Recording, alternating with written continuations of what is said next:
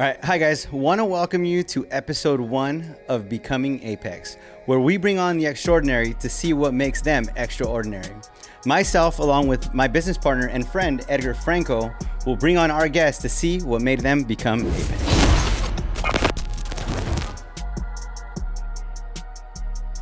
All right, so I'm super pumped to get our first guest introduced.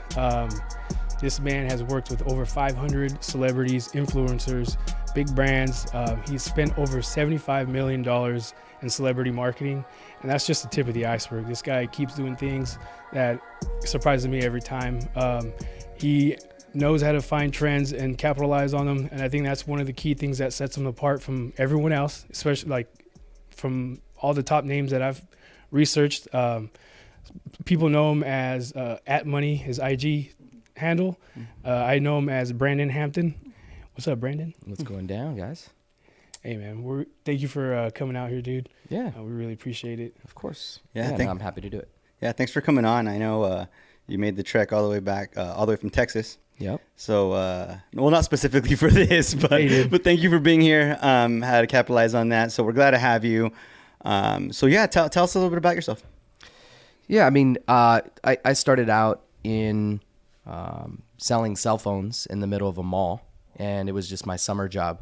So I thought, well, actually, I'll back up one step before that. I got a job at Target, and I was like, this ain't for me. So I was actually buying a cell phone. This is when not everybody had a cell phone, so I was buying a new cell phone, 2001, and I talked to one of the guys there, and I ended up getting a job at the call center, and I was a customer service rep for a very short period of time. And then every time I would talk to the people at the store locations, they'd be like, man, you need to be in the sales side. What are you doing in the customer service side? This is where you can make the money. So I went to the mall, and I did, I'll do an interview, and I'll do it in air quotes. It was an interview. It was a guy who's like, hey, like, what's up? Do you want to work here? Or like, what are you doing now? And I was like, I work at the call center. He's like, that's cool. You can start today if you want. And he just, it was a kiosk in the middle of the mall. And I sucked. I was bad at it. And the first, let's say, 3 weeks, I don't think I sold anything. I couldn't get anybody to say yes. And I think what I was doing was I was really good at the telling part, but I didn't know how to go in for the close.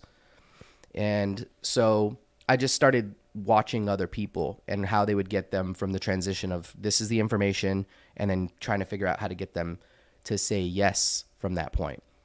And once I realized that, I was on fire. I think I broke the store. This is the Merced Mall, right? So it's not the biggest one in the world. Like the population's 80,000 people at that point. But I broke the store record at that store on my second full month, I believe.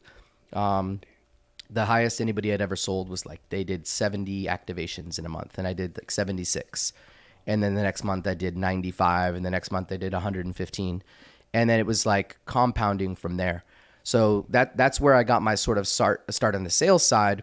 Was I learned how to walk people down a journey, provide them the information they need, and then how to make sure that they left with the product that they came for, that I felt was best fit for them. And that was sort of a pivotal moment in my career, because at that point it was just I was willing to work, or I was willing to do whatever. I didn't really understand that I had a passion for that side. I've always understood and liked the psychology of human thinking, but I never looked at it from a sales aspect.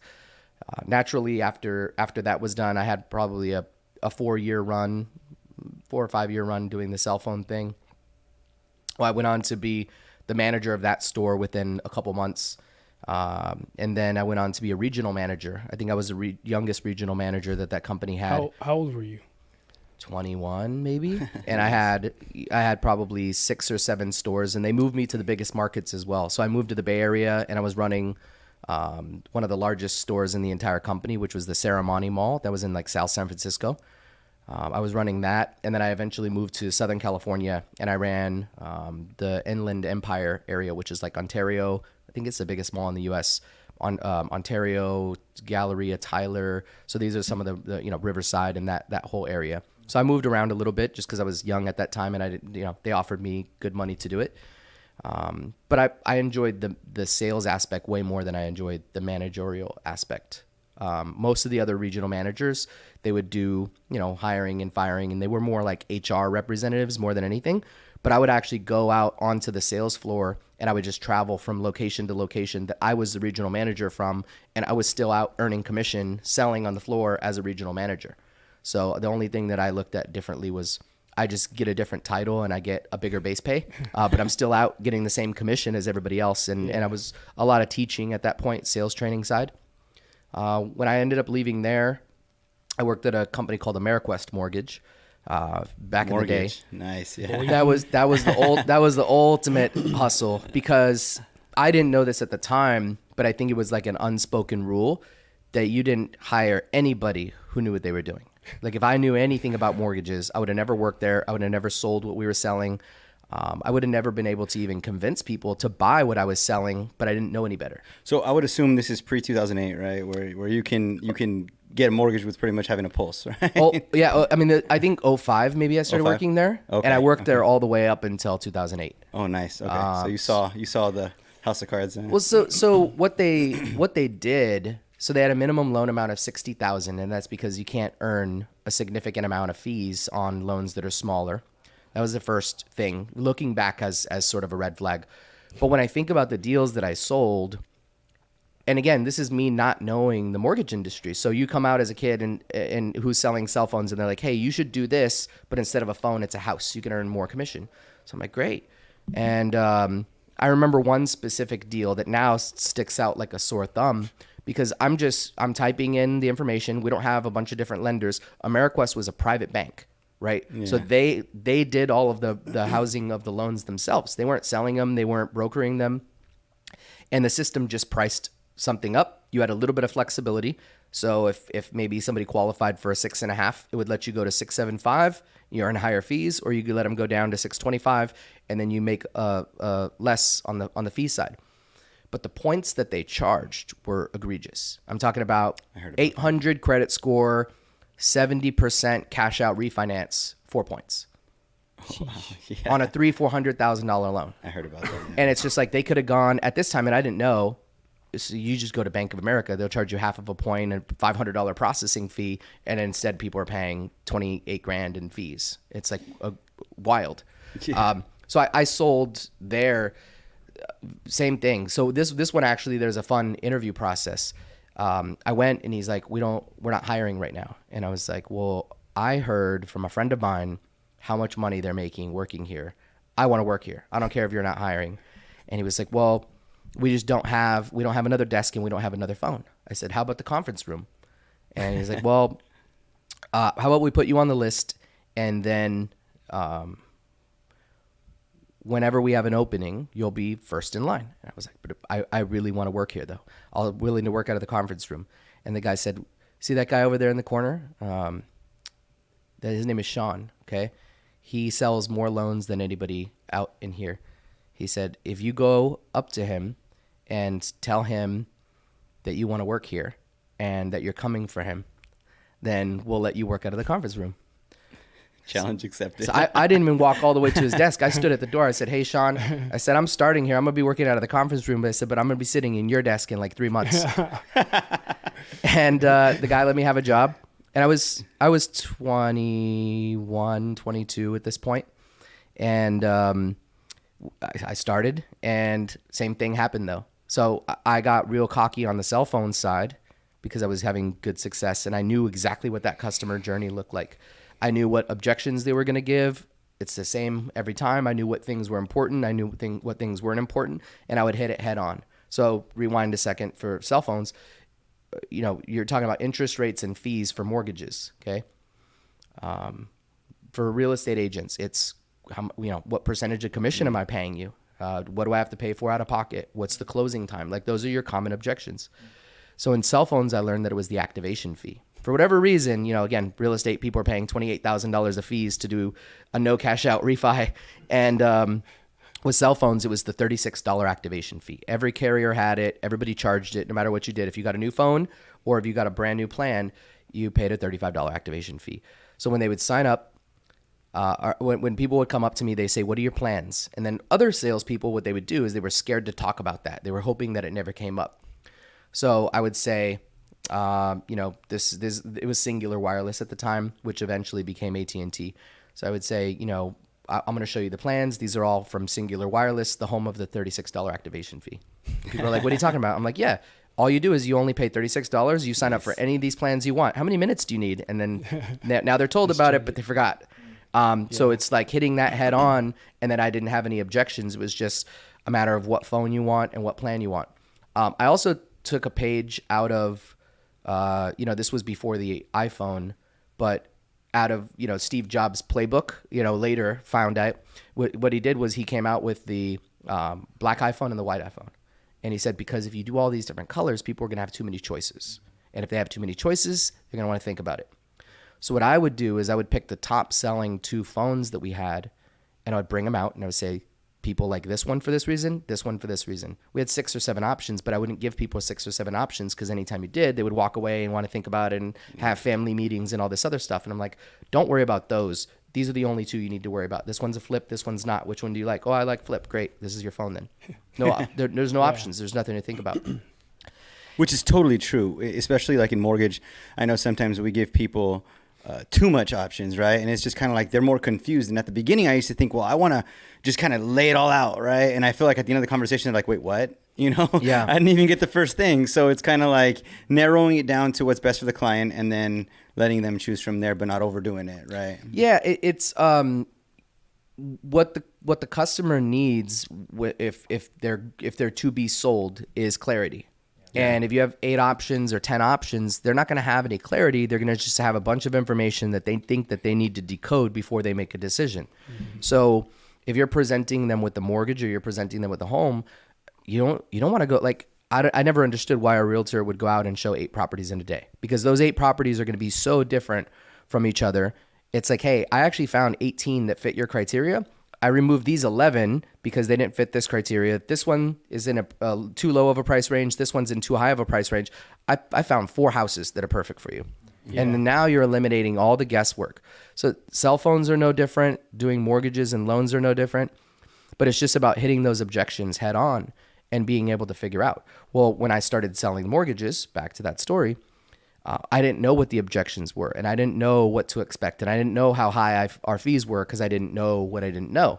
I was a well-equipped salesperson at that time, but I think I did 6 weeks and I didn't sell a single loan. And I was like so demotivated, and of course everybody was talking trash. Sean was like, "Hey, what's up, man?" Exactly. Come sit on this lap. Sit on this desk. Well, and this is a high churn, industry. So nobody had been there for years. These are all people who had been there for months. And I think at that time the branch, the highest amount we had done, somebody had done was 12 loans in a month. And this is all cold calling for the most part. We did have AmeriQuest was like the best mailer in the past 100 years. Mm-hmm. They're better than, it was kind of spam, but they're better than the, weekly newsletters that you get from the grocery stores. They had a letter to everybody in the US once a week. Damn. And you would get people that would call so mad that they want to be taken off the list because they get so many different mailers, but we got a lot of warm leads as well. But we would probably dial on average about 240 to 300 calls a day. Dang. So you would say that, like, because I would say, like, myself I started off, I was a personal banker for Bank of America. I got really good at that. I was one of the top bankers month over month, often here in Fresno. But I think it got easy after a while, right? It was just simple to sell checking accounts, credit cards, things like that. It was just so basic. You have your script. It was the same thing every time. Once you kind of tailored that really well, it was good, right? But then I got into mortgages, and I thought it was going to be just as easy. It was not. It was a whole nother monster, and it was just like you can't just tailor a couple scenarios because there's just so much variables in the back end that just keep popping up, and then you just got to level up every time. And I think obviously not even now, I'm still not there, right? I've been doing it 9 years already, and it's still not. I still have so much more to learn. But would you say that similar to what you mentioned? You learned a lot from the cell phone aspect, got into mortgages, and then obviously we'll go on to like the steps to where you're at right now. But go ahead, sir. Yeah, It was exactly that, because you don't know what objections you're going to face. You don't know what scenarios that you're going to face. And what's interesting, and again, back to the sort of shadiness that was AmeriQuest Mortgage, what they would do was they taught in their sales process. One of the first things that we do after we get the application was we did what's called a credit scrub. And the credit scrub, the objection of the credit scrub was knock the customer off of their pedestal. Even if they have an 800 credit score, my job is to talk to them for 10 minutes about why it's not 820. Yeah. Wow. Yeah, I see here you only have established credit for like 11 years. Okay, cool. You didn't get your first credit card till you were this long. Oh, you had this car loan. Oh, it looks like you're paying your balances off too fast. I mean, our job was to make, because if someone tells you, wow, you have fantastic credit, the first thing you're going to do is, well, I should get the best deal. I'm going to go ask 50 banks, which, who's going to give me the best deal because I have the best credit in town. So that was one of the first things that they taught us. And I think when I really got good was figuring out the positioning, because I think that the positioning is always going to be the most important angle when you're selling. And again, it comes back to, here's 2 options for a phone. Here's the option for what plan you're going to get. There really are no options. This is the only loan that you need, or this is the one that's going to accommodate your style or your need. And I had one of those sort of pivotal moments when somebody called in and I was like, I'm going to stop explaining like I was doing with the cell phones when I wasn't having any luck. And I'm going to start pitching. This is why you need this loan. Are you ready to do it today? And figuring out what's the transition point to get this person from taking an application, giving them a really good quote, and then them saying no to them saying yes. And I just figured out what that user journey looked like. And then there's so many crazy stories about, AmeriQuest over the evolution. So third full month after doing nothing, 2 months in a row, I think I did 10, and then the next month I did 16, and the next month I did like 18. So I broke that branch record that had ever been done at this, and this was in Modesto, California. And I quickly became just as good at that as I was with phones, but it was about figuring out that user journey. Also, I came up with a bunch of different creative ways. So people would call, for example, you get some lady calling and screaming, like, you guys keep mailing me these things. I've already called to be off the list, whatever. So I became very creative with this. And I say, listen, what's your name? You want to be off this list? Let me give you a little secret. You want to be off this list? All you got to do is take an application with us. And once you have an application, you're off the cold email list. They're not even going to email you anymore, or they're not going to send you an email anymore. And people are like, if that's what it takes, let's do it. I've actually sold dozens of mortgages because we did refinance. We didn't do new purchase.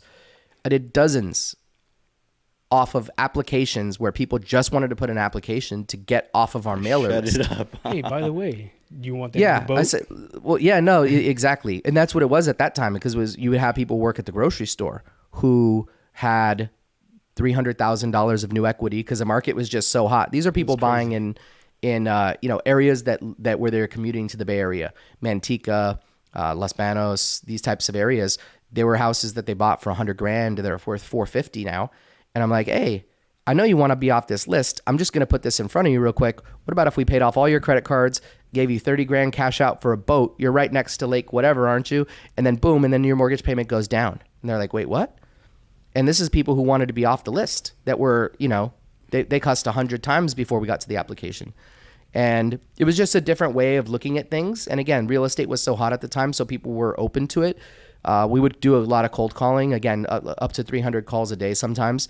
And it was always very simple. It's just, look, you're on Main Street. We've helped a couple of your neighbors over on Main Street. I mean, it's the same corny stuff that you see, on TV, but it was true boiler room style. It's like, oh, I'm eating dinner. And it's like, well, what are we having tonight? And, you're just trying to disarm people and get them to listen and say, listen, I'm not asking you to refinance your house. I'm not asking you to move. I'm not asking you to do anything. All I'm asking you to do is take an application.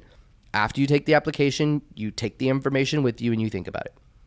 But a lot of times at the end, it's like, well, what is there to think about? Because you can save so much money by either consolidating your debt or getting a new interest rate. You have so much equity. Your LTV is so low that the bank's willing to, help you de-risk because you have 50% loan to value. So it makes sense for the bank to give you a lower rate. So there was a lot of different scenarios that we ran into. I was there for about probably 4 years, and until I had one of my biggest months ever, And then I told my buddy who was a broker, and he didn't know how we got paid. I didn't know how we got paid either. We could do 16 loans in a month and make 14 grand. And I thought I was rolling. And these are loans that are $300,000-$400,000 average loan amounts. So you're talking about doing, $7, $8 million, $10 million a month in volume and making 14,000. And you're like, wait a minute. One of my brokers like, oh, you should be making 6 figures a month with your commissions. And I was like, wait, what? And it was one of those moments where you just kind of like, wait, okay, not only do I know nothing about this space, and they hire you because you know nothing about this space, the loans that they're doing are fairly predatory. And you don't know this because you haven't been in the space before. And then you start to realize also, well, equally fitting their commission structure is also very predatory, where you're getting $500, $1,000 for doing, all of, and these are off cold call customers. It wasn't just like they were handing us leads on a silver platter that were just guaranteed to close. Yeah, no, I was saying that was the Wild West of lending at the time. And because I got in 2014, I remember I met with a client one time, and he had foreclosed in 08, and he was just like, it was around that time when he was about to get ready to be able to buy again. He passed the 7 years for conventional financing at the time. So he came and he sat down with me and he said, I made 30 grand a year. Tell me how I bought a $400,000 house. Yeah. I had. I'll tell you how, because we did it. Yeah. It's a stated income loan. Yeah. People actually blame the negative amortization loans. Like, those have existed forever. They've been around forever. But the way that people would qualify for them was a stated income loan. And we didn't even do the most professional. This wasn't even typed out. This was grab a sheet of computer paper with no lines on it and write, I work at the grocery store and I make $2,400 a month, but I'm also a mechanic in my spare time and I make $8,000 a month doing side jobs. That's what people would do. 6 figures. Income verification done, one paper. Income unverification. Like it was just so Wild West. It was like, well, what hobbies do you have? What things do you do for people? Do you charge your family members to, take photographs at your family dinners? Like, what do you do? What do you do that makes you extra money? And there it is. Yeah. That's it. And a lot of and the last thing is we would do AVMs. So you have these automatic appraisals where we wouldn't even have to send anybody out to the house. Yeah. Wish So they did then, those now. how did your mortgage career end? What happened?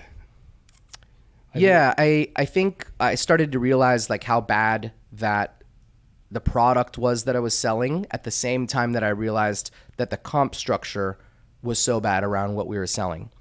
And at this time I had all of my income was based off of the mortgage industry. All of my investments that I was started to make when I was buying properties were all in real estate as well. And of course the timing of, 06, 07, 08, it was right around that time. So I as I started to realize that the space was crumbling and that the job I was in was bad and the position that I was in was bad and the product I was putting people in was bad, I was like, I got to get out of this. And when I left there, I started a lead company. And coincidentally, it was sort of the opposite end of the spectrum. So we were doing debt settlement leads and we were doing loan modification leads. So we would generate leads on TV and online for companies that were processing debt settlement and getting people out of foreclosure because they got into negative amortization loans and stated income loans. Nice. Yeah, part of the problem, part of the solution. Huh? Yeah. Was that your first entry to marketing? Is that how you then started to figure out? Yeah, I realized that sales and marketing were very similar. I realized that very quickly because when you're selling one-on-one, you're selling a cell phone or a mortgage, you're just talking to a person. And when you're marketing, you're talking to that same person, but as part of a larger group. And you're figuring out how to target them and how to speak the language without engaging with them directly. So that's where your sales copy comes in, saying one thing to a person. Again, hey, we're the home of the $36 activation fee is a lot different than, hey, are you ready for some bad news? I have to tell you that we're about to, you're going to earn you have to pay a $35 activation fee. I'm so sorry. Like, the way that you position those is different, and that's marketing. And that's huge, actually, because especially, I just thinking about it right now is because we've been in a very volatile market as far as like interest rates and mortgage. And it's one of those things that where I know, especially last year or going into 2022, we had the very beginning of the year, just rates just started shooting up. And it was like, how do we present this to the client who a month ago they had a rate, percent lower, if not more. And you're just like, now you're kind of calling them with that fear already in them. Yeah. So you're presenting them with bad news from the very beginning. Well, how do you think they're going to relate to that? Here's my biggest thing is these are people, okay? And whether they're a customer, a client, a potential customer, when you shoot people straight, they're going to have a lot of respect for you. But when you dodge it and you're scared to convey information, It's like, listen, so get an example of what you just said. A month ago, they got proposed a 4%, and now it's 5.5%, right? As an example, I would just call and be like, hey, Edgar, I got to tell you something. Speed kills. You're too slow. Your rate went up 0.5% because you took longer. Are you going to wait for it to go up another 0.5% or another full percent? Or are you going to act on it today? Because guess what?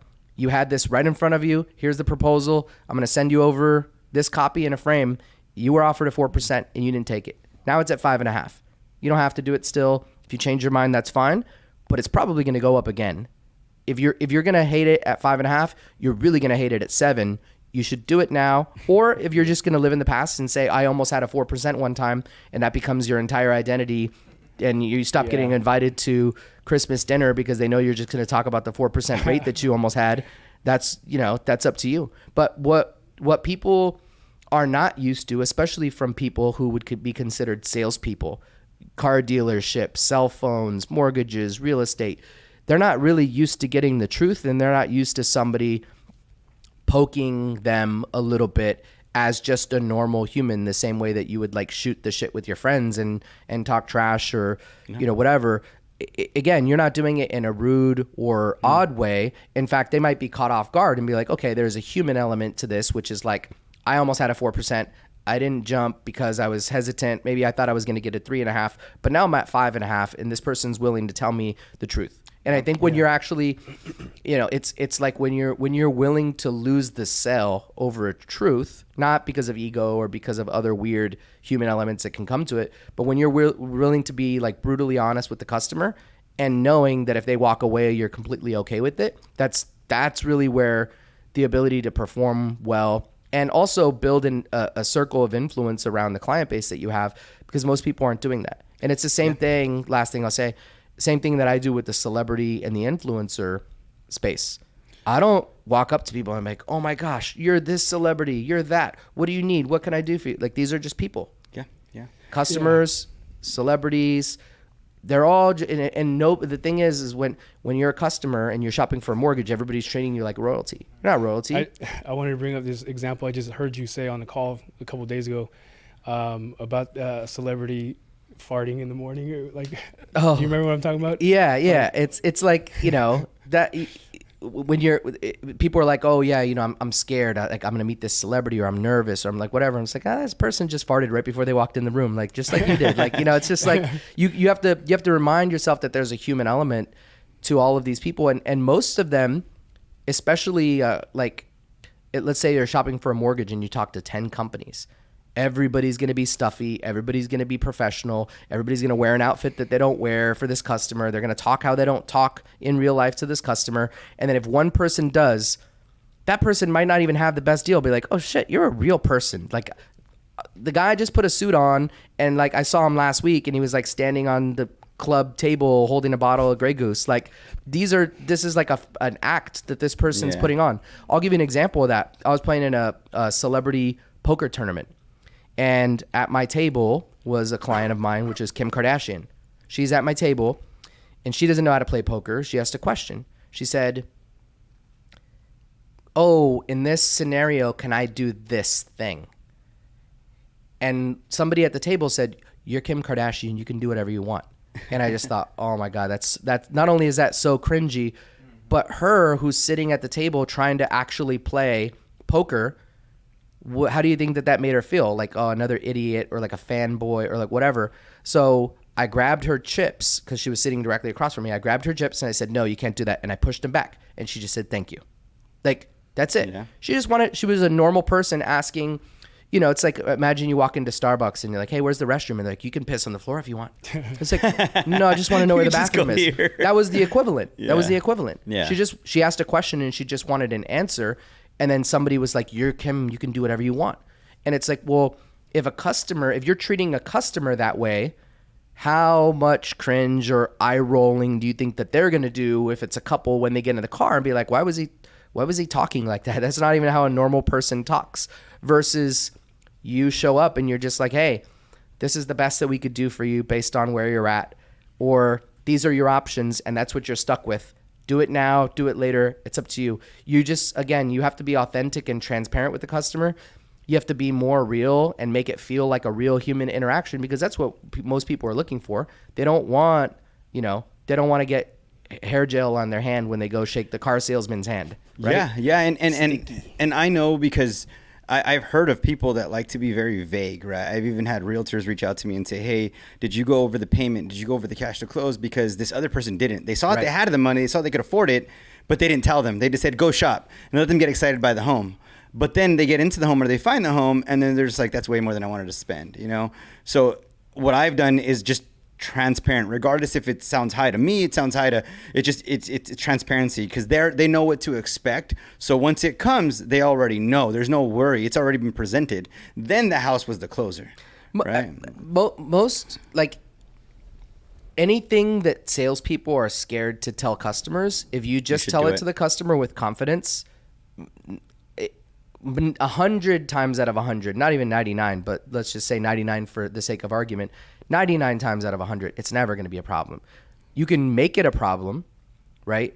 You can make it a problem. And again, it's all about the presentation and the positioning. And that's the number one thing that I learned is, like, you're talking to a person. I ain't going to get dressed up for you. I'm not going to whatever. Like, I'm talking to a customer on Zoom. I'll be like, I may or may not have pants on right now. I'm not going to tell you. Like, you know, I'm not going to put a suit on to get on a Zoom call. Yeah. I don't even own one. You know, so it's like this weird dynamic where people think because they've seen somebody walk away or get mad at that before, that they're always going to walk on eggshells. It's like, no, this is your interest rate. It's not my fault. I'm not the bank. Yeah. I didn't miss your car payment 6 months ago. You know what this is your rate. You know what I tell people with that have an objection with a high interest rate?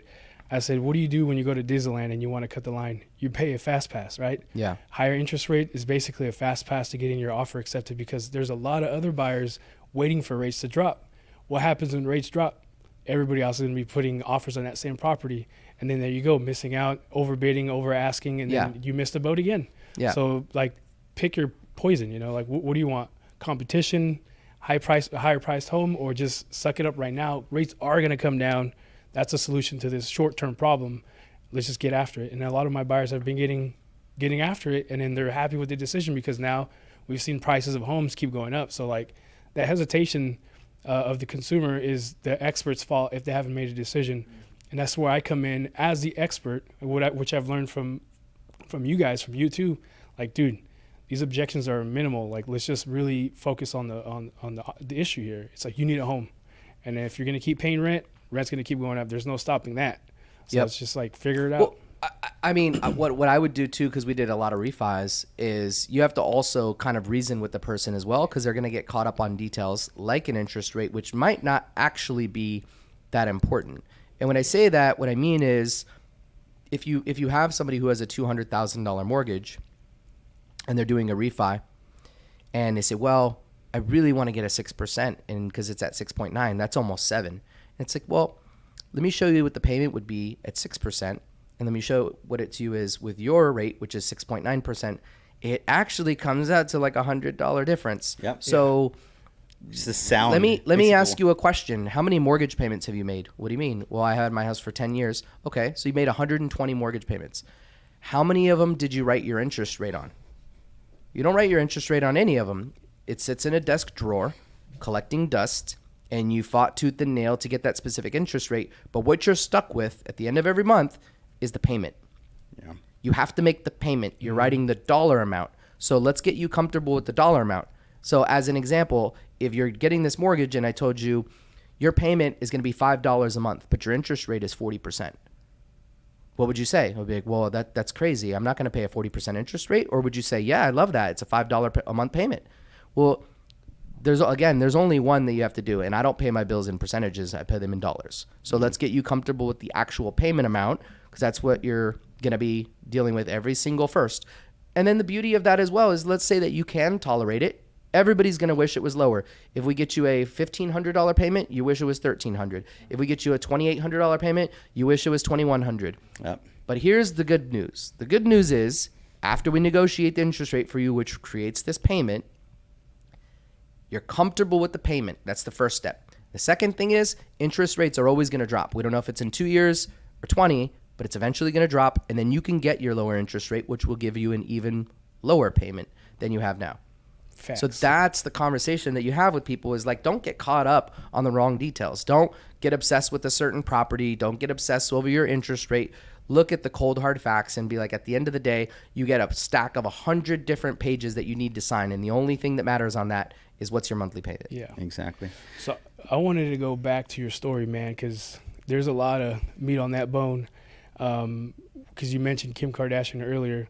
How did you get started in social media, and then how did you grow from that first client that you had, which I know the story, but I want you to share it with everybody on Twitter, Yep. to who your clients are now? Yep. So I actually did a thread about this on Twitter and Threads recently, which was my sort of secret around how I got my first client. So I started my social media journey, which is what I do today. I have a social media marketing agency, as you said, spent about $75 million on brand deals for clients. So the way that works is, a company will come to me and they have, a water, and they say, we want Kim Kardashian to hold our water and smile. I would do that deal. I would do the deal with the brand, and I would do the deal with the talent. When I first started, I just got a Twitter account. It wasn't a business. I didn't know it would be a business. I was just very competitive.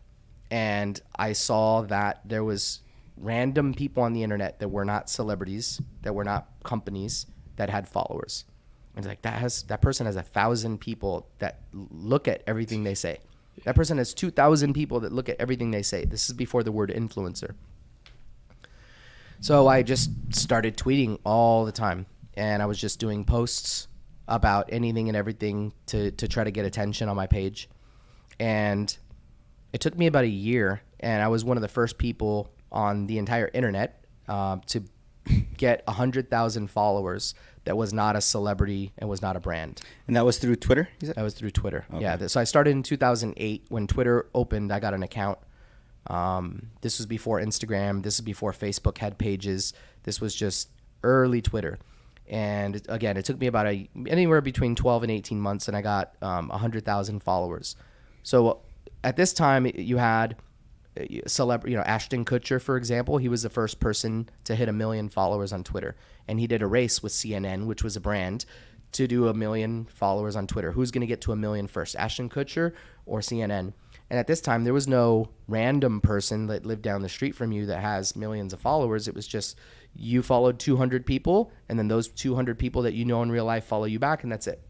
The concept of following a stranger was still odd at that time. It's like you follow a celebrity or a company because you like them, and then you follow your friends, and that's it.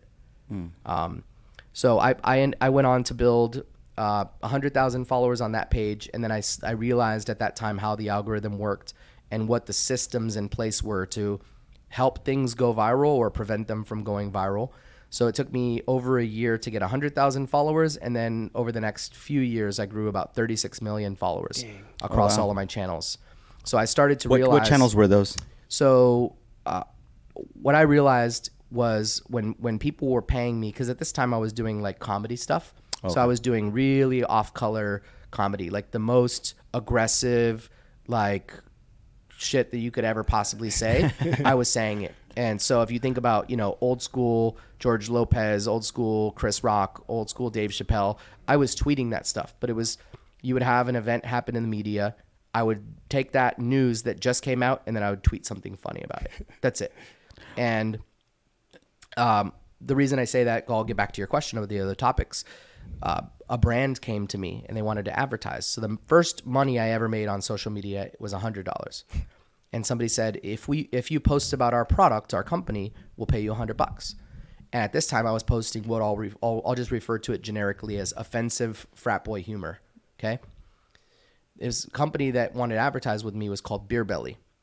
and it was a vest that you wear, and it was hollow, and you would put beer inside of it, and then it connected to a helmet that you would wear, and it had a straw, and you could drink out of your beer belly. And it was for like tailgating and people who would go to, you know, sporting events and as a party favor. So I said, okay, if I'm posting this type of aggressive humor shit, Beer Belly advertises with me, I make $100. Well, what other categories can I grow an influence in that are going to get me better advertisers? Like, how do I get Toyota to give me a check? Because they probably pay more than Beer Belly. So what I did was I went out and I researched what are the top 10 or 15 monetizing categories in the world: health and fitness, beauty, the wedding space, the shoe industry, the cannabis industry. So what I did was I did what I call domain name 2.0. I went out and I got all the handles on social media for all of these different categories. So back in the day, early internet, like when I was, you know, on the internet when I was 10, if you wanted a book, you wouldn't go to Google because there was no Google. You wouldn't just go type in books and see what came up on a search engine. You would just go to books.com and see what came up. Or you would go to read.com and see what came up. So this is before traditional search came out. So I thought, okay, well, on social media, maybe people are going to do the same thing. If they're interested in fitness, they're going to type in the word fitness, and then the first page to come up is going to be the word fitness, not best fitness, not at best fitness 123. It's just going to be the word fitness. So I went out and I got the handle fitness, and I got the handle makeup and beauty and guns and beer and marijuana and all of these different handles, so that I own the premium core username on these channels, so that when people would go out and try to find things about that topic, they would find me first. So I built 36 million followers using that method. And I went on to get, you know, a lot of different brands to reach out to me, because the trust of, if you're, you know, Sephora and you want to do an advertising campaign, what better page to post on than at makeup on Instagram or TikTok. Dang. And then, so my second brand deal I did was with Sundrop Soda. So they actually offered me $1,000 to do a post about Sundrop Soda. And there's a funny story around that one too. So they said, here's what you need to do. You need to go to the store and buy a can of Sundrop Soda. You need to take your own photo with it, put a filter on it. This is on Instagram, early Instagram. And then you need to caption it this. And then they gave me what the caption would be. I was like, that caption's trash. I'm not doing that. And I was like, I'm also lazy. I'm not going to go to the store. So I found a picture of Sundrop Soda can on the internet. And then I like photoshopped it. I flipped it so that it would be a unique image. And then I put a filter over it. So, you know, you could tell that it was not that original same photo. And then at that time, Snoop Dogg's had a song that was really hot, which was Drop It Like It's Hot. So it was their caption was something simple like, I love drinking Sundrop Soda in the summer. And then instead what I put was, summer is here and I can't wait to sun drop it like it's hot. Okay? That's funny because they said, oh my gosh, we loved your post. But the best part about that is that if you go on YouTube right now and you type sun drop and Snoop Dogg, they actually hired Snoop Dogg and they made a sun drop it like it's hot music video. And Cut you out, I'm man. like, where's my check? Where's out. my check? I'm the free idea guy, apparently.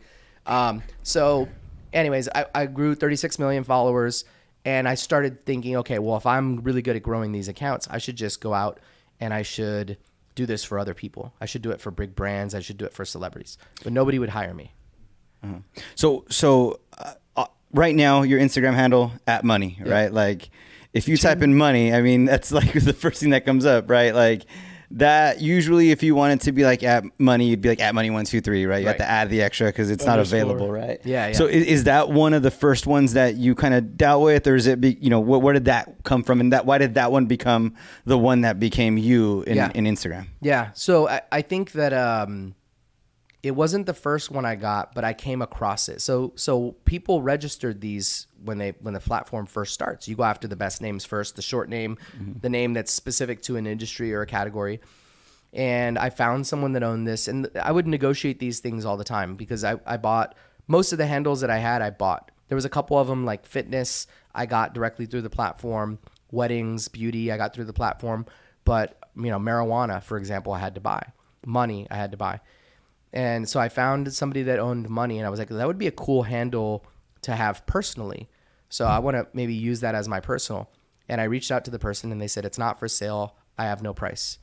And I said, well, Everybody you know, has a cool. price. I said, cool. And I did the, you know, fact finding a little bit. And I'm like, cool, where are you from? How old are you? 16 years old. And he said, I have no price. So I'm like, oh, cool story, bro. So I was like, okay, I'm going to set my budget. My budget's 10 grand. So I said, how much do you want for this? Yeah, no, it's not for sale. I have no price. Well, I'll give you $1,000 for it. He said, no, I'm not interested. I said, dude, you're 16 years old. Like, none of your friends have $1,000. He said, I'll make you a deal. I said, I'll give you $1,500, but you have to take it by today. He said, how about $1,800? And I said, okay, now he has a price. His price is $1,800. And I said, well, I'm really interested in paying you $1,500. And he said, well, how about $1,700? I said, how about $1,100?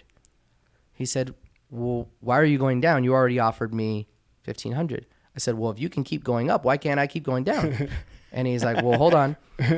And so I said, yeah. And he goes, well, no, I'm just not, you know, I'm not really interested in selling this. So, you know, I'd rather just get what I want for it. And I said, understandable. And that's it. And then I didn't message him back. And he messaged me and he's like, are you still interested? And I didn't respond. And I was like, I'm going to go in for the kill tomorrow. And I probably waited like a half a day. I just went back to him and I just said, hey, $1,200 is my final offer. And he was like, well, I'll do the $1,500 that you originally offered. I said, I'm going to go up to $1,400, but if you ask for $1 more, I'm going down to $1,000.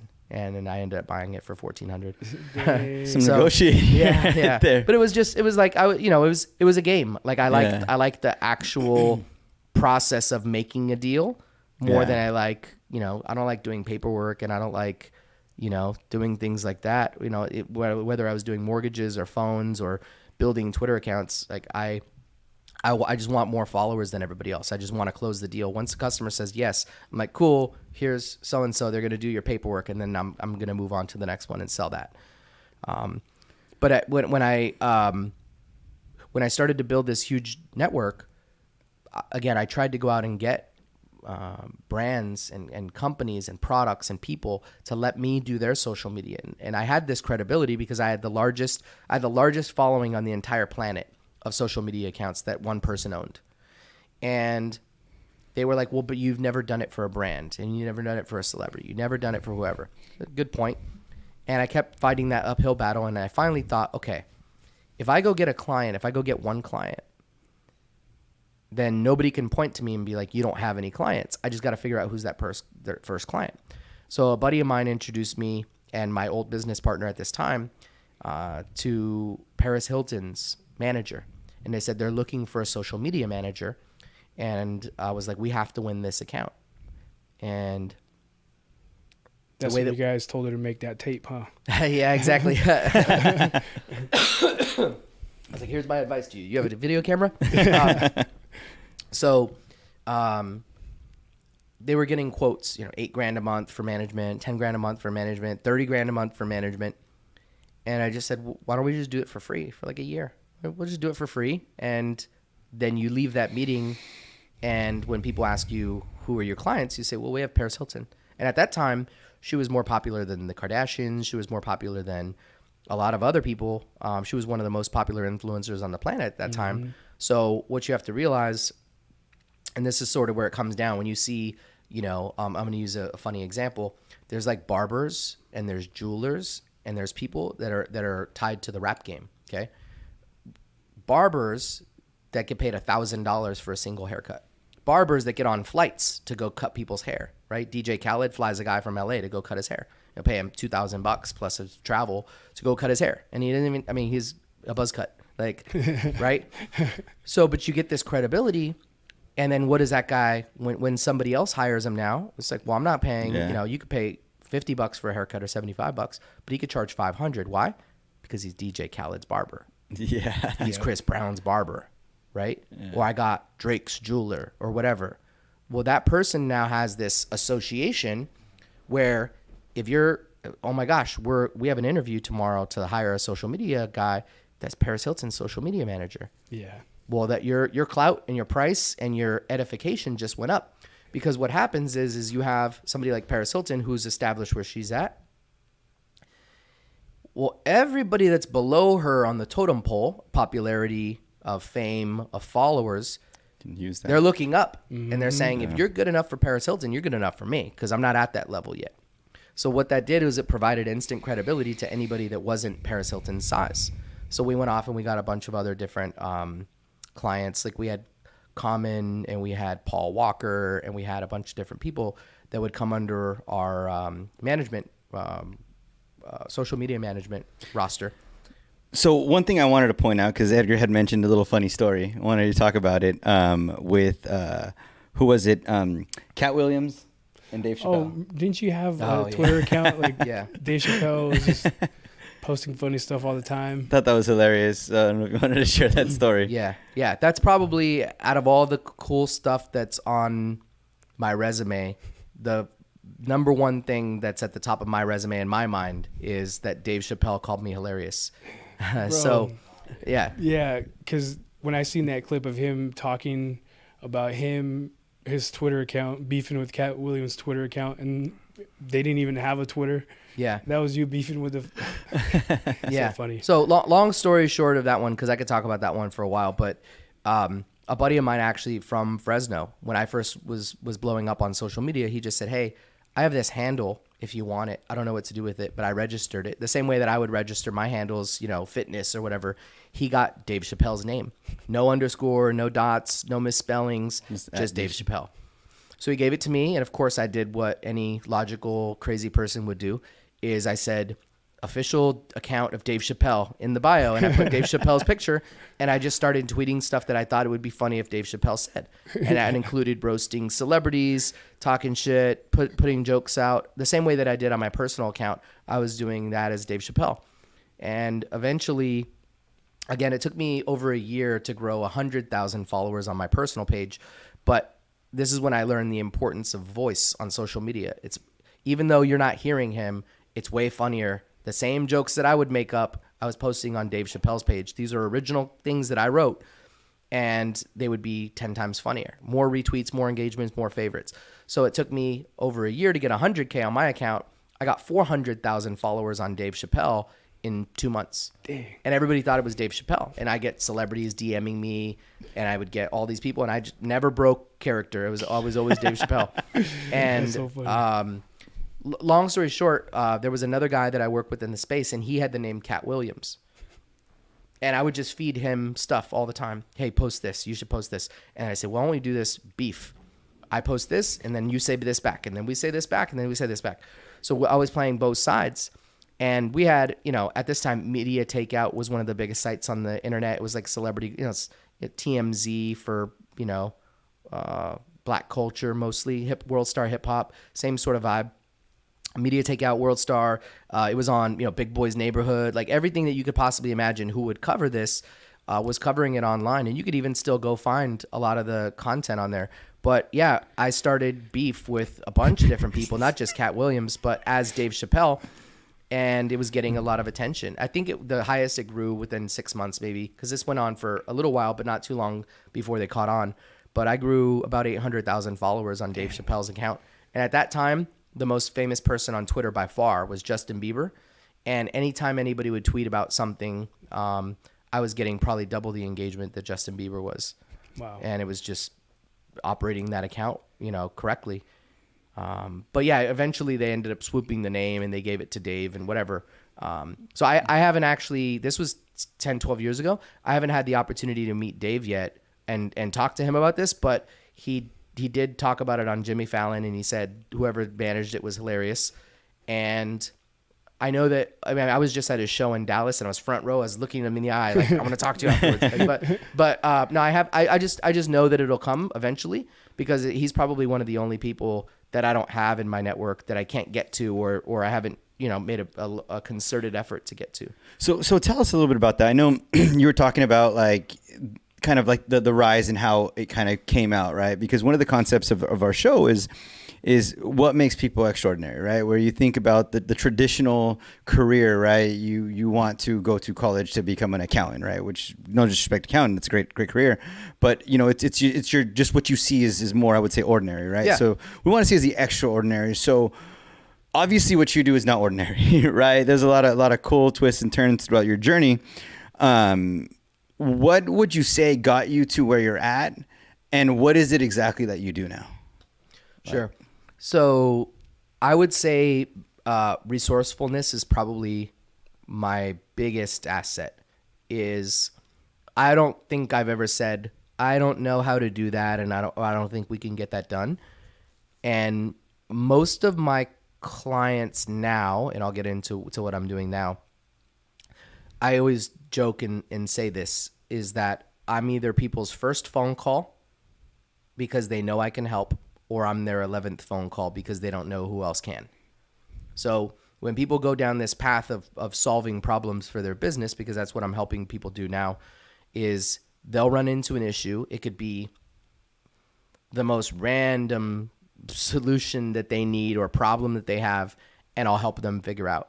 Like I had a guy call me, and this is not what I've never done anything in this space at all. And he just said, look, I have a payroll company who is getting their account shut down because they employ a lot of migrant workers who don't have any documentation, and they have 400,000 people on payroll, and they need a solution. Dang. Within 12 hours, I had 3 candidates for them of banking solutions for people who do direct deposit directly to debit cards with no social security number.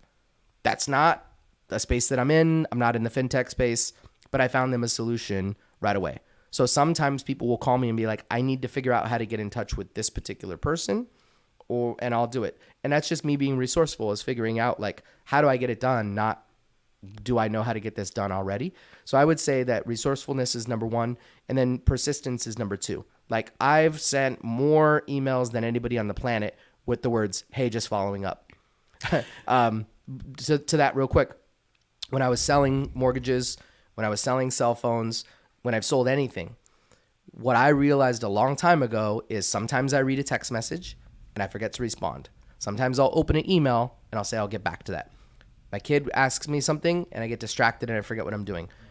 Especially today, even more than 20 years ago, people are busy and people get distracted and people have a lot going on. And people are bouncing a million different ways because they watch a TikTok video, then they send an email, then they make dinner, and they do all this stuff. It's not how the world used to work, but because it works that way now, just assume the person's not ignoring you. They haven't got back to you because they're not interested. They just either forgot or they haven't got around to following up with you. So I've got so many people that say, thank you for following up. I meant to get back to you, but I forgot, or this came up, or this happened. I was never scared. I'm going to follow up until you say I'm ready or fuck off. That's it. There's no in between. If you tell me that you're not interested, stop calling me, right? Like the ladies 20 years ago yelling, take me off the mortgage list. If I get that, then I'm done. But if you tell me I'm not ready yet, follow up with me in a week, whatever, I'm always going to do that over and over and over, because most people won't. Most people will move on and they'll take it personal and be like, oh, they didn't respond to my text. So, and that's just like to have that consistency, right? Like what allows you to get there, right? Like to have that consistency, number 1, and do you keep it all like in a CRM or like in some sort of Excel sheet, or how do you organize all that? Well, mentally first, to get over, there's not any, again, you just realize that if you don't, there's no reason to take it personal, because how many times have you not responded to somebody? How many times have you got back to somebody late? How many times are you like, hey, I do want to do that, but I need to do it next week after I get paid, or I need to do it next week after I get back from travel? Like, you don't know what's going on in their life. So you just need to be really good at follow-up, because most people aren't. And the way that you do that is I set calendar reminders a lot. I email myself a lot. That's like my CRM is like my email. Yeah. But what I'll do is I'll put stuff in my calendar. So I'll follow up with somebody that's like, well, no, I don't really want to do that, but let's chat in 2 weeks. I'll be like, great. And I'll put it in exactly 2 weeks from that day, 10 a.m. in the morning. And I'll just say, call Edgar. And that's it. And and then if he says, I'm not ready yet, or let's talk in another week, then I'll just move it. And I'll follow up as if you never told me yes, you never told me no, you never told me hit me back in a week. I'm just following up fresh every time. And that plays into people's mind. It's like, you're not begging for a deal, but you're also not overextending yourself. They said follow up in a week. If you don't want me to follow up in a week, then don't tell me that. I think from a CRM standpoint, especially in the mortgage industry, the real estate industry, that's more important than ever, is managing it with the technology. Because there's a lot of reasons why people could say no. They might take somebody else's deal. They might shop around. They might be traveling. They might have to wait for some sort of life milestone to happen. But forget about you. Most of the time, it's just you need to remain top of mind. And sometimes the way that you do that is with like a weekly newsletter, automated follow-up text messages. You have to have some sort of system in place. Yeah. And what you'll realize is the same way that, there's no new loan officer that's a week old that has 20 people in the pipeline. A pipeline is something that's established. Follow-up is something that's established. An existing customer base is something that's established. So if over you do loans for 5 years, you get 1,200 people on your email list. I assure you that if you text 1,200 people once a month and you email 1,200 people once a week, 10 of those, 20 of those a month are going to come back and say, I'm ready now. I'm so glad you hit me up. I forgot about what we talked about and now it's time. Like, you have to stay in front of those people. And that's why every brand on the planet and every company on the planet and even the local coffee shops send you that little text message, send you that little, the notifications, because they do it as a reminder to say, hey, over here, remember we exist. Yeah. So is that how you keep up with like your clientele right now? You're the brands, the celebrities, the different people within your network. Just kind of continue to follow up. Do you work with their I guess their managers, things like that, or how's that? Yeah. So on the client side, I have a very, very, very small list of clients. So I'm talking to them all the time. I don't have hundreds of clients that I just keep in a database and email. I know that when some of the people that I am aware of that know what I do, they'll hit me up when they need something. Now, the celebrity and the influencer one, this is an interesting one because I'm not making friends with, most of these people. I just call them when I have a deal for them.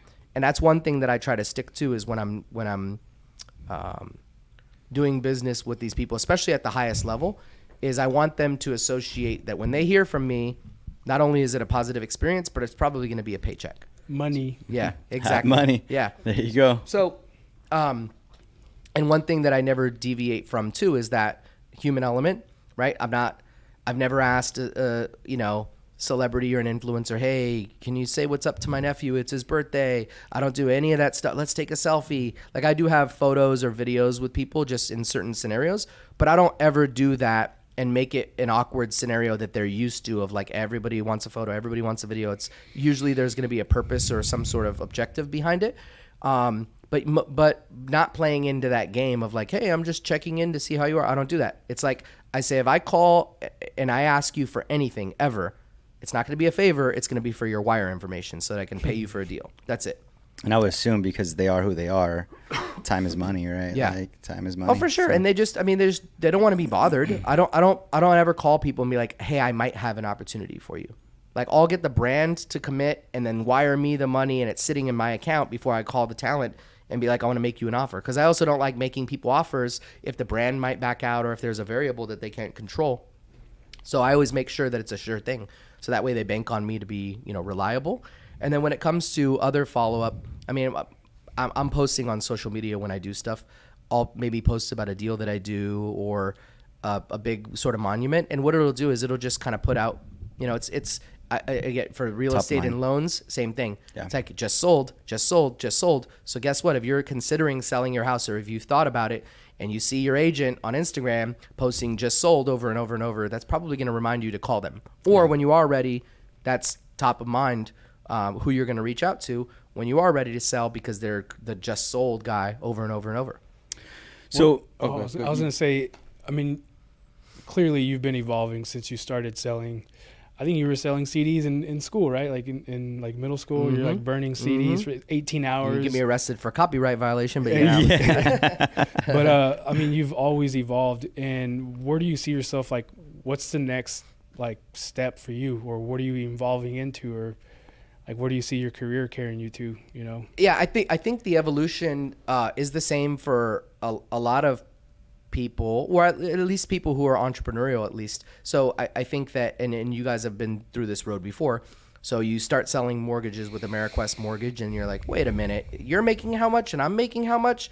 And then it's like, well, then you go off to a brokerage and then you start working for a broker. And then you're like, wait, the broker's making how much and I'm making how much? And you start to just kind of see the inefficiencies if you have visibility into those things. And so for us, and I wrote a tweet about this, a thread about this as well, is that the evolution of somebody that's in my space is you go off and you be a social media manager. And then you're like, wait, the money is actually in running campaigns for brands. Then you run campaigns for brands. Then you start running campaigns for brands and you're like, wait a minute. I make an agency fee and then they get to keep all the money from all the product that we help them sell. Maybe I need to do partnerships with these people. Then you do a partnership with the brand next and say, instead of you making all the money and me getting a little fee, let's be partners in promoting your product. And then after you promote the product a couple times and then you make really good money and then they make really good money, then you look at it and you're like, what do I need the brand for? All they did was build a website. Let's just remove them from the mix as well. Mm-hmm. So it's this constant evolution. And again, for if there's a real estate agent or a loan officer, you could probably relate to this. You get a job and you work for a brokerage and then you're like, wait, I should be a broker, right? And then you help your client, and this is the worst one, you help your client who is a real estate investor find a really good deal, and then they buy it, and then they fix it up, and then they sell it at a profit in a very short period of time, and you're like, wait, I brought the deal to them. I could have brought the deal to me. Yeah. So you have this evolution of how do you want to, whatever industry that you're in, there's different levels to it. And when you're in real estate, the levels are, okay, you have loan officers and loan agents, and you have title reps, and you have all these different, people who are part of the transactional process. Then you have the investors. Then you have the hard money people. And then you have people who are wholesaling, who never even get a license or touching a property, and they're making a split. Then you have people who do commercial. You add 2 zeros to the amount of the property that you buy.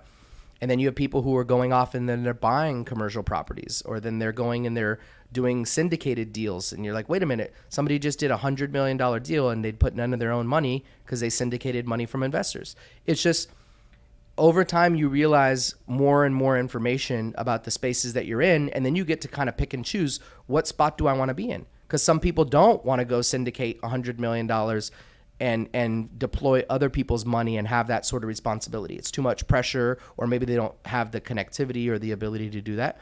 And then maybe people say, I like being on the transactional side more because I built so many good relationships along the way, and I'm really good at doing this thing, and that's where I want to be. But a lot of people usually wake up to the fact that there's more opportunity to be in other areas. And again, maybe it takes an agent 25 times bringing the same properties, the same really good deals to one of their investors before they realize, why am I not doing what he's doing instead of doing what I'm doing? Yeah. So it depends, right? So for me, the evolution was service people, then it was service clients, then it's do partnerships with clients, and then now it's launching our own brands. And then it's also teaching people how to do the stuff that we do so that it's replicable. Because that's another space that's super interesting, is the information side and the educational side of the space. So it's cool to do an agency deal for a client, but what if I could train another person how to build their own agency, and exactly what I did to, take $50 or $75 million in budgets. So there is an evolution from a long-term perspective of wanting to go from the service provider to somewhere higher up on the food pyramid. So what would you say is your drive, right? Because it looks like you're, and I know you mentioned, like you were saying you want to become the broker, you want to, then the owner, and then move on and go up the pyramid, and not the pyramid, but like the growth ladder. What would you say is your why, right? What's your driving factor to continue to do so? Is it just, hey, I'm a go-getter, man. I want the next next best thing. I just like growth. What would you say is like the thing that drives you, the why, I guess you could say? Yeah, I like the art of the deal. Okay, so that part's interesting to me. It'll always be interesting to me. I mean, I even offer the clients that I have, I say, hey, if you're ever negotiating a deal, or whether you're going to sell your company, you're going to buy another company, you need a big partnership, for fun, just please hire me and let me negotiate it for you. Like, I love doing that shit on the transactional side. It's like getting a yes out of a scenario and feeling sort of that rush. I like that part, but at the end of the day, for the business stuff, like if I have a few companies that I'm a partner in that do very well. If some of these sell, like once I get my number, I'm out. Like I'm not a serial. I don't need to do it 100 times. Like I actually just, the biggest thing that's most important to me, especially as because I have kids and as you get older, I just realize like I always used to say this when I was younger too. So it's evolved, but not too much. It's just that money allows you the freedom to do whatever you want. I like drinking 4 beers for lunch on Tuesday and then not having to go back to work if I don't want to. I like being able to take, I've been in California for 3 weeks. I'm working here, right? I have my computer and my laptop. I'm working. I didn't take completely off, but I could sleep in if I want to. And I like just being able to do what I want to do. I like the idea of my family being able to, travel while we're young, not, wait till we're old to travel and retire. You can call money what you want, but really it's like a freedom tool. And not only does it allow you to do and have experiences, but it allows you the freedom to do those on your own terms. So that's really what it's about more than anything. Like, as fun as I like business and stuff, if you cut me a $75 million or $100 million check tomorrow, I ain't coming back. I'm gonna give my laptop up. I'm gonna get rid of my 209 number for a new line. I don't know what area code I would get it in, but it would just be a different number, maybe a different 209 number, and then that's it. Like I would be even more low key than I am now. But it's just it is that freedom. But the game is fun along the way in making deals and closing deals, because I like navigating scenarios. I like when people call me and be like, hey, I have this problem. We need to figure out how do we get X, Y, and Z done. I like being resourceful.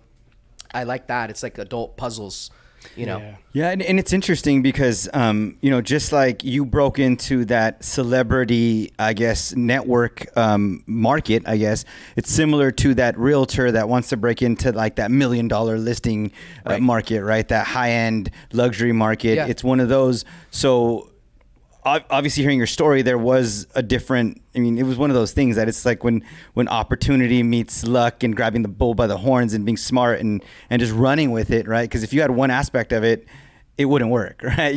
Everything has to be there so you navigate through that growth ladder. What advice would you give somebody for if they wanted to break into not necessarily that market in particular? Obviously, it, so potentially that. But just break into that market that is out of the ordinary, right? Yeah. Like the whatever it may be, whether obviously that celebrity market, but like what advice would you give for someone that were to want to follow in those footsteps or want to do something of that nature? Yeah. So if you're let's say an agent and you said $1 million listing, right? If you want to be known as somebody who does high-end properties, the first goal would be, how do I get a high-end property under my belt? And be able to say, I did one, so that future people, because here's the thing, if you're selling a $7 million house and you're never going to hire an agent whose biggest deal was $600,000, say you don't have any experience doing what I'm needing to be done. You don't have probably the customers for it. And it's a completely different ball game that you're playing in, which was what Paris Hilton sort of game changed, for my business back in the day. And what I would do is I would go out and I would just slowly inch up. So you don't need to go from $400,000 listings to $7 million listings. What you do is you say, let me go get $1 million one. And the way that you get the $1 million one is you say, hey, whether you're cold calling, whether you're sending out mailers, whatever you're doing in your normal marketing, and you do it, and you do it for the fact of getting under your belt, not to make the money. So what does that mean? Hey, I'm willing to list your house at 1%. I'm not going to take, it's not going to be a total 6 fee. It's not going to be 3 for me and whatever. My percent is just 1. And that's going to save you at least 2 points on the buy side. We might need to pay a little bit higher, but I'm willing to do this for you and earn your business. And what you're doing now is you're putting yourself in the ball game to now have $1 million property. If you have $1 million property, that doesn't mean that you can go get a $7 million one, but it means that you can go get a $1.5 or $2 million property. Mm-hmm.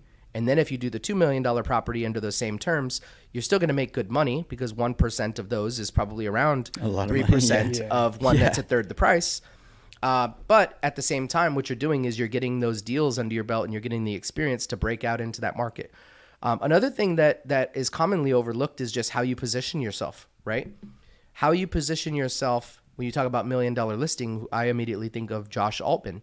Yeah, that's the name of the show, right? $1 million listing. Yeah, $1 million listing. Okay. Show. Mm-hmm. Well, Josh Altman has a whole business now where he has a mastermind, and people go and they look at $10 million houses with him, and they talk about how he does what he does, and he positioned himself as that. And so what I always tell people is the way that you position yourself is like, you don't want to be a loan officer. You don't want to be a real estate agent. You want to be a loan officer or a real estate agent for first-time home buyers, for families, for like, what's your second level of detail? So I went to, I spoke at a Nike event before, and we had about 200 personal trainers. And I said, nobody in here should be a personal trainer. If you have the word personal trainer in your bio and it's not followed by anything else, you're fucking up.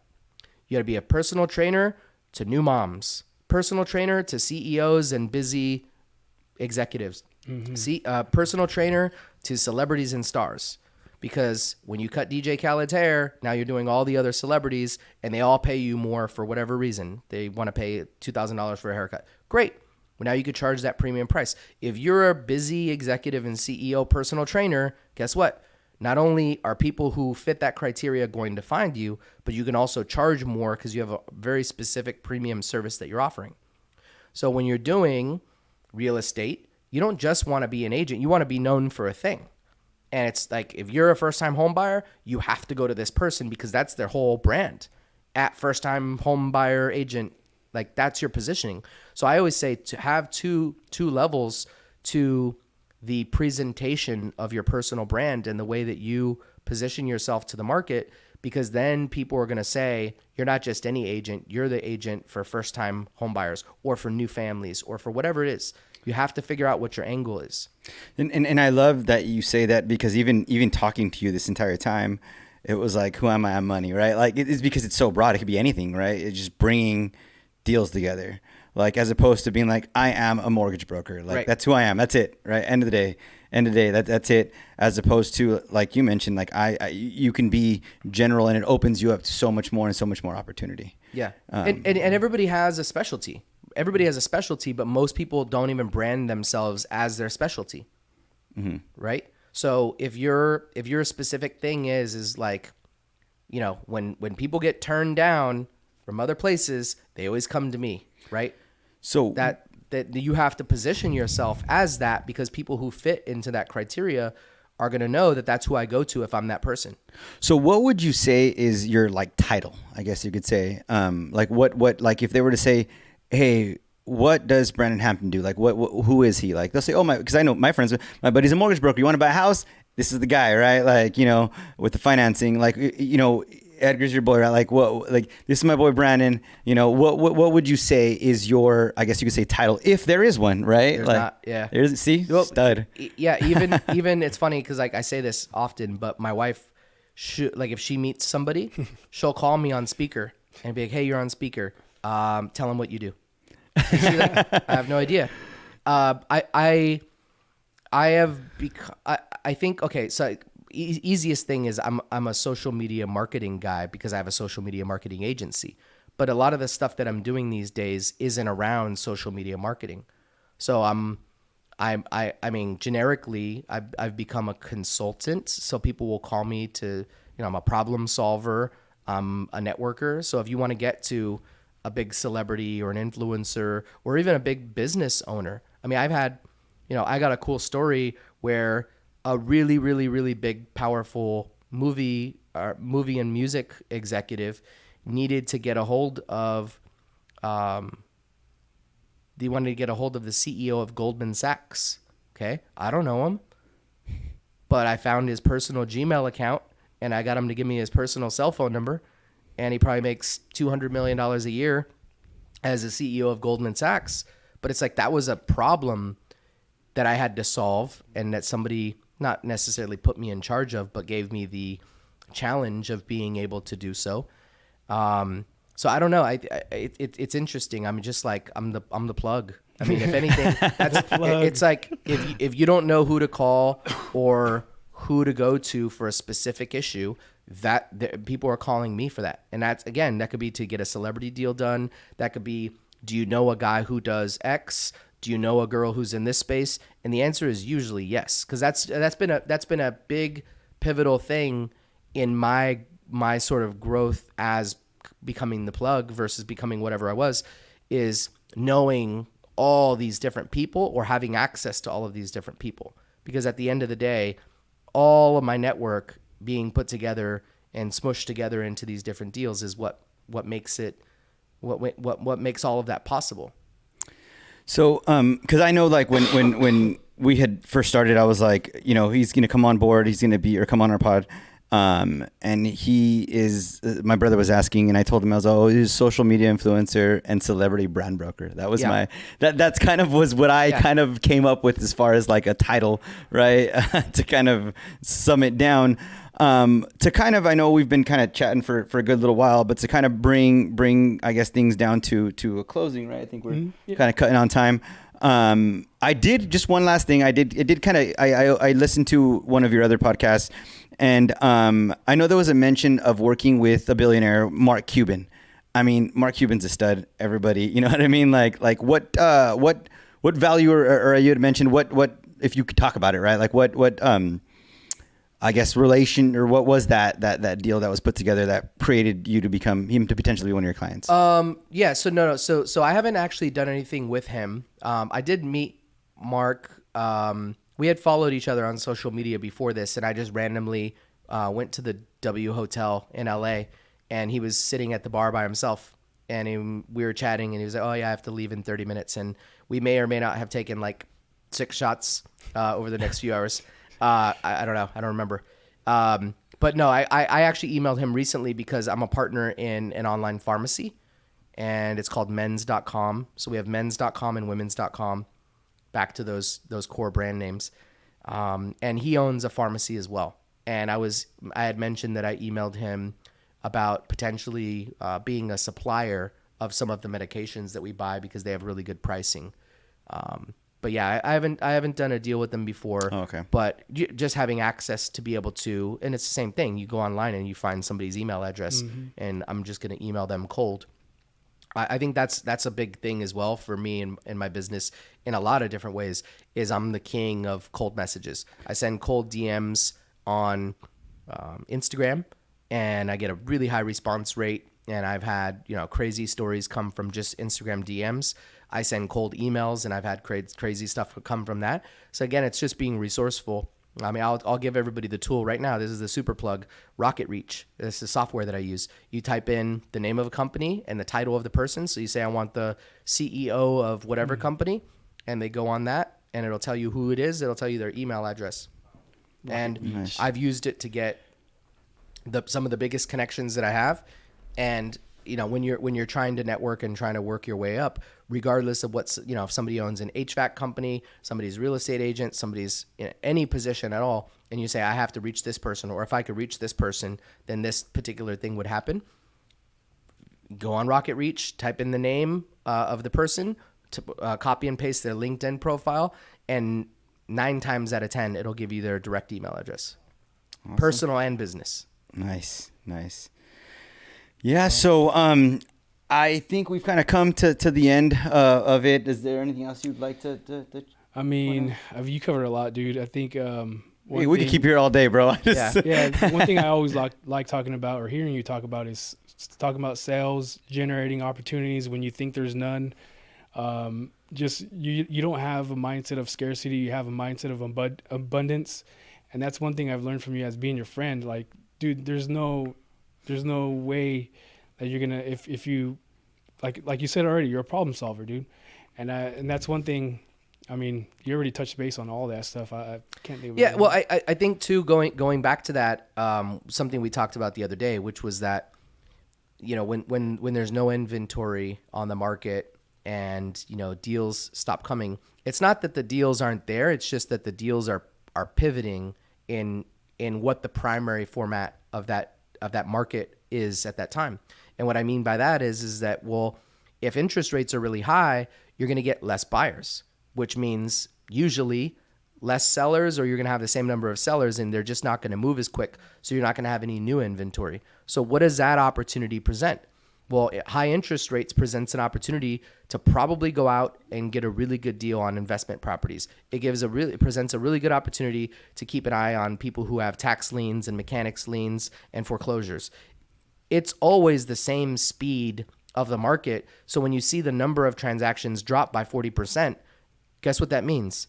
That means that transactions dropped 40% in the traditional market, but transactions of a different kind went up 40% behind the scenes. just because those aren't, normal, buy and sell velocity or refinance velocity. Because guess what? If people aren't refinancing, because that's typically how they're going to pull equity out to do things like pay off debt, then that just means the number of credit card balance, the balance rate on credit cards is going to go up. That means hard money loans are going to come up. That means that people are going to do more odd jobs to try to get extra money that they would normally pull from equity.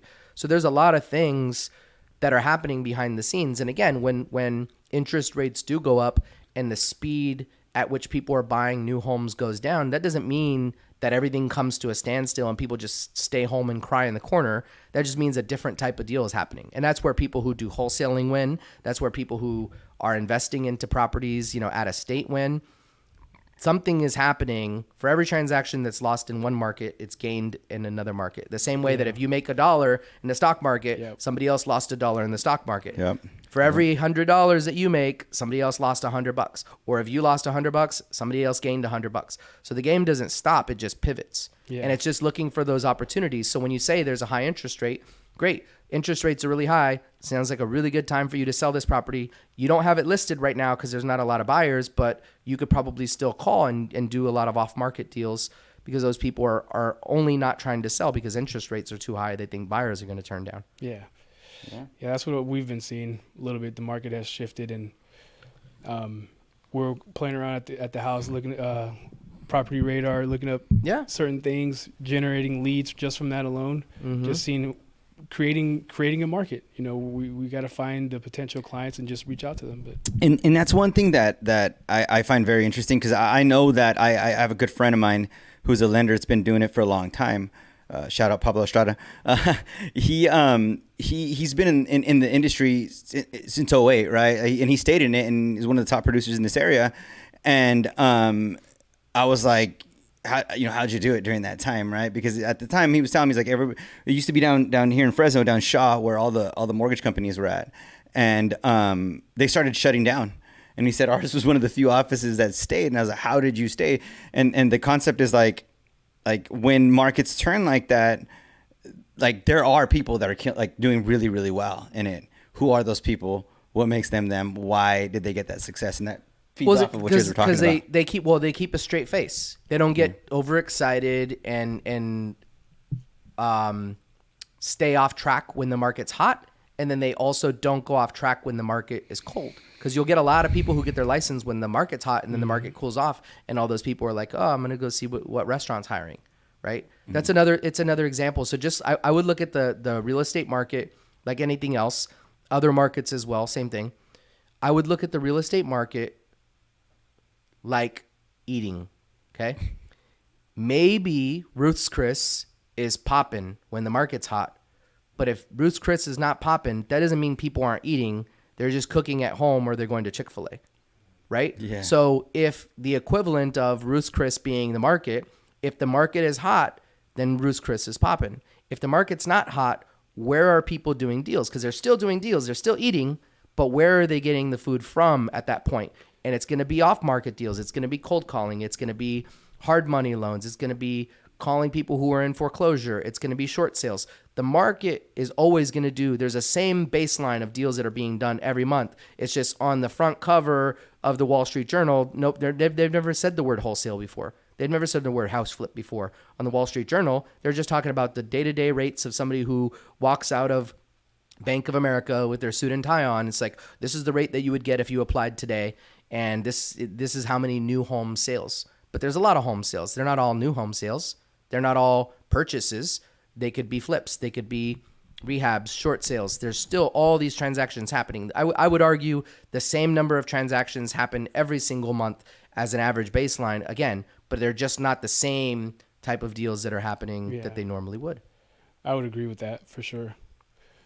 I guess my biggest takeaway from this conversation is that trying to stand out is not as hard as you think it is.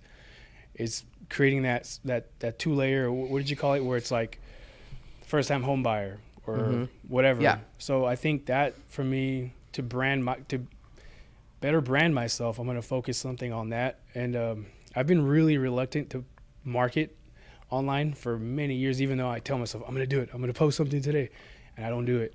I get scared because I wouldn't say scared of posting something.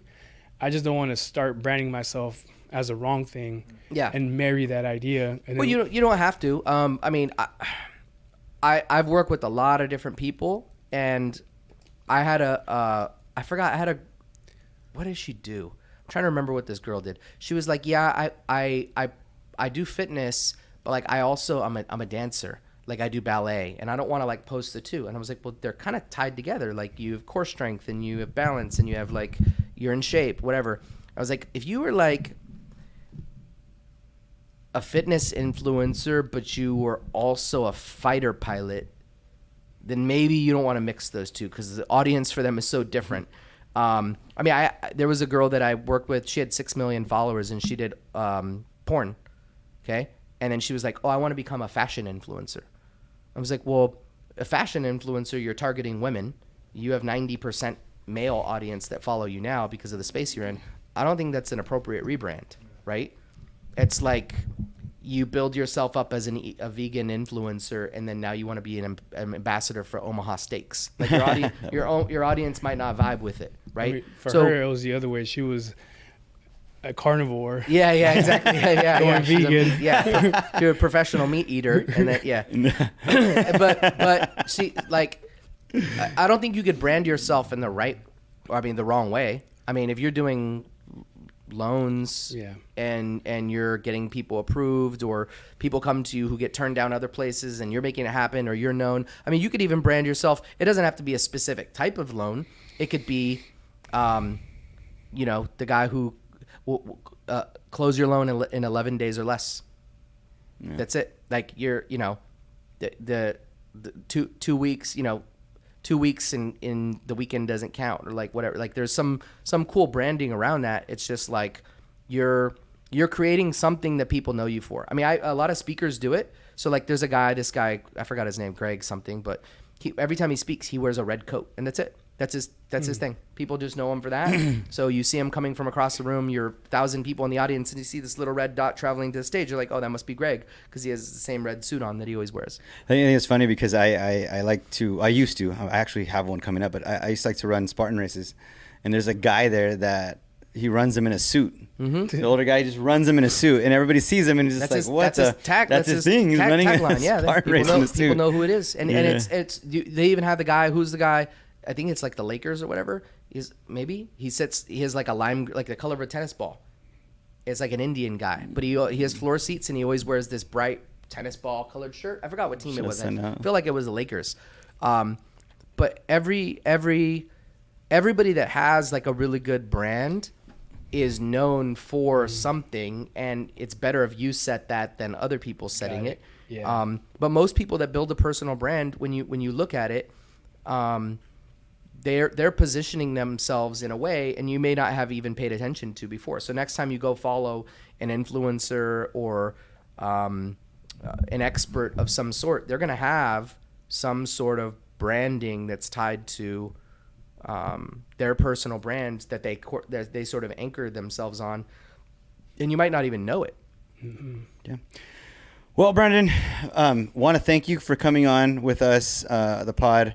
One of the key takeaways that I would say I learned a lot from was, I mean, among everything else, that was just a wealth of knowledge right now, was just, you're a normal guy like I am, like everybody is, right? It's just, you just do more, you solve problems. Just do differently. Yeah. Not even do more, do differently. Do differently, exactly. And again, when everybody's scared to say that fact about the loan, you just hit it head on, and you add a little bit of like, you're being direct, but you're also being maybe funny to lighten the mood or whatever it is. But everybody's so serious, especially in sales, specifically with real estate and you're an agent or you're doing home loans, because it is a very serious topic.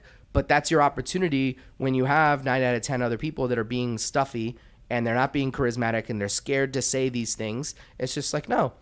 Yeah, it's like, well, you want to, I gave you a 6.5% and you want 5%. Great. Hold on. Let me go get my time machine. Yeah. Let's go back a year. Let's go back 2 years. Yeah. Why stop at 5%? Let's go get 2. Let's go 2021 2020. Yeah. But it's like, that's what's missing really from most people's pitch, is like that authenticity. It's just like if you're for me, I'm the same person if I'm at home. I'm the same person if I'm on the phone with the client. Yep. I'm the same person if I have to go to court. I'm the same person no matter what. But it's never not worked for me. I've never been in a scenario where it's like you can't be that here or whatever. So in other words, everybody has the capability to do more, right? To become extraordinary. Yeah. So anything you'd like to add? I mean, I think, I think we're good. I mean, Yeah. like, Wrap up. Well, thanks again. Appreciate you, man. Episode 1, and I'll be back for 100. There we go. Yeah. Hey, and where can we find you? I mean, I know @money is your Instagram handle. Anywhere else, if anybody, hey, we got some celebrities watching. Say, hey, that guy's the plug. Let me call him. Where can we get a hold of you? Money on Instagram. That's the number one spot. Yeah, I'm launching a site for my agency. I've never had a website in like 15 years, so I'm launching my website soon. My agency is called Invite Only, so it'll be inviteonly.com. Okay. And that's it. But my Instagram is the way to go. It's the way to go. That's the spot, man.